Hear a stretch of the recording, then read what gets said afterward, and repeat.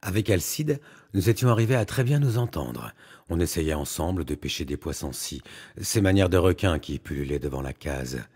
Il était aussi maladroit à ce jeu que moi-même. Nous n'attrapions rien. Sa case n'était meublée que par son lit démontable, le mien et quelques caisses vides ou pleines. Il me semblait qu'il devait mettre pas mal d'argent de côté grâce à son petit commerce. « Où le mets-tu » lui demandai-je à plusieurs reprises. « Où le caches-tu, ton sale pognon ?» C'était pour le faire enrager. « Tu vas en faire une de ces bons dieux de Nouba en rentrant ?» Je le taquinais. Et 20 fois, au moins, pendant que nous entamions l'immanquable conserve de tomates. J'imaginais pour sa réjouissance les péripéties d'une virée phénoménale à sa rentrée à Bordeaux, de bobinard en bobinard. Il ne me répondait rien. Il rigolait seulement, comme si ça l'amusait que je lui dise ces choses-là.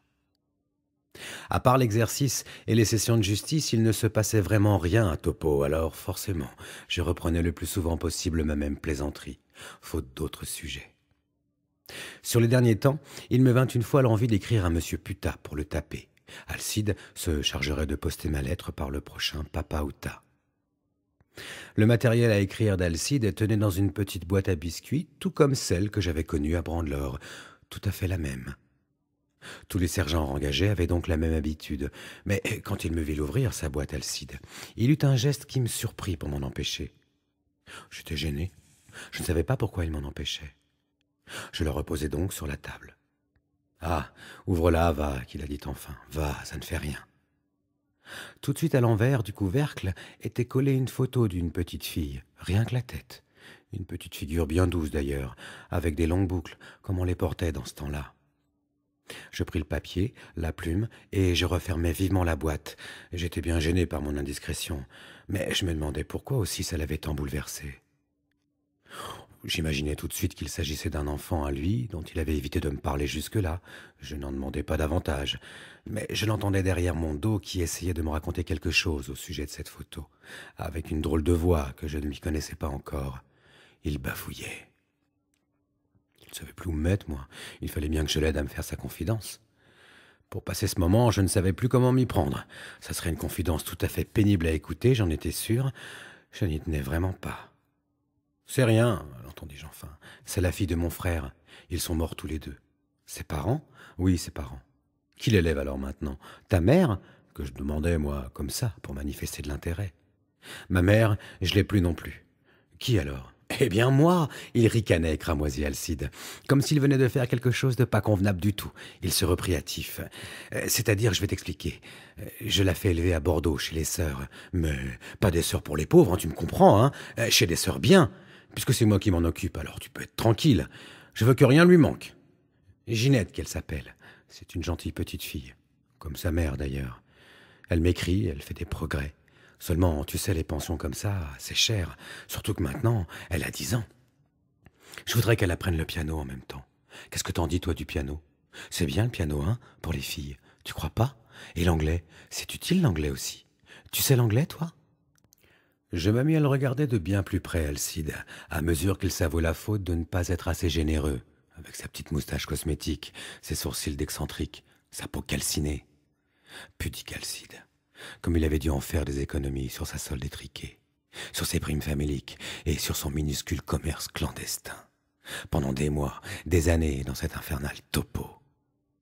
Je ne savais pas quoi lui répondre, moi. Je n'étais pas très compétent, mais il me dépassait tellement par le cœur que j'en devins tout rouge. À côté d'Alcide, rien qu'un mufle impuissant, moi. Épais et vain j'étais, il n'y avait pas à chiquer, c'était net. Je n'osais plus lui parler. Je m'en sentais soudain énormément indigne de lui parler, moi qui hier encore le négligeais et même le méprisais un peu, Alcide. Je n'ai pas eu de veine, poursuivait-il, sans se rendre compte qu'il m'embarrassait avec ses confidences. Imagine-toi qu'il y a 2 ans, elle a eu la paralysie infantile, figure-toi. Tu sais ce que c'est, toi, la paralysie infantile ? Il m'expliquait alors que la jambe gauche de l'enfant demeurait atrophiée et qu'elle suivait un traitement d'électricité à Bordeaux, chez un spécialiste. Est-ce que ça revient, tu crois ? Qu'il s'inquiétait. Je l'assurais que ça se rétablissait très bien, très complètement, avec le temps et l'électricité. Il parlait de sa mère qui était morte et de son infirmité à la petite avec beaucoup de précaution. Il avait peur, même de loin, de lui faire du mal. « As-tu été la voir depuis sa maladie ?»« Non, j'étais ici. Iras-tu bientôt ?» Je crois que je ne pourrais pas avant 3 ans. Tu comprends, ici, je fais un peu de commerce, alors ça lui aide bien. Si je partais en congé à présent, au retour, la place serait prise, surtout avec l'eau de vache.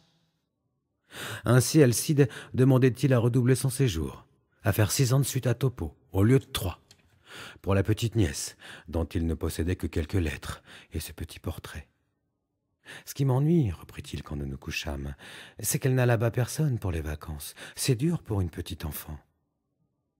Évidemment, Alcide évoluait dans le sublime à son aise, et pour ainsi dire familièrement, il tutoyait les anges, ce garçon, et il n'avait l'air de rien.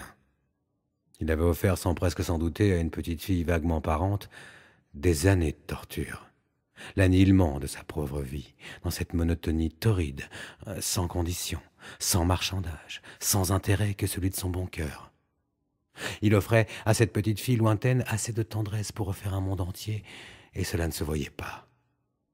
Il s'endormit d'un coup, à la lueur de la bougie.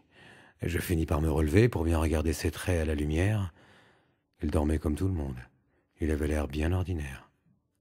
Ça serait pourtant pas si bête s'il y avait quelque chose pour distinguer des bons des méchants.